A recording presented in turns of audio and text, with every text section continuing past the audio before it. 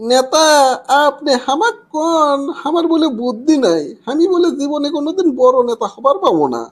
আচ্ছা, আজকে একটা পরীক্ষা লেন তো দেখি। ওরে বাপ রে, মনে হচ্ছে বিশাল প্রস্তুতি নিয়ে যাচ্ছ। ইহ, ইহ, ইহ, তা তো এটা নিয়ে যাচ্ছে। আচ্ছা লে, মনে কর তোর কাছে 4টে আপেল আর একটা চাকু আছে।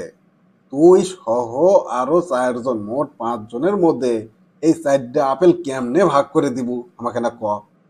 নেতা, তাই বলে আপনি আমাকে এতই সহজ প্রশ্ন ধরবেন? চাকু দিয়ে আপেলগুলো কুচি কুচি করে কাটমু, কাটিয়ে 5টা সমান ভাগে ভাগ করে 5জন নিমু।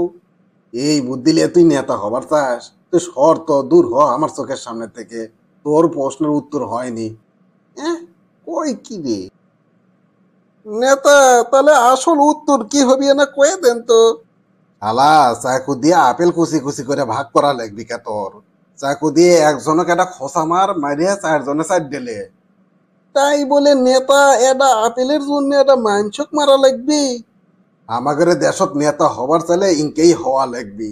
মানুষের প্রতি মায়া থাকলে নেতা হবার পাবো না, এটি কারো নাই।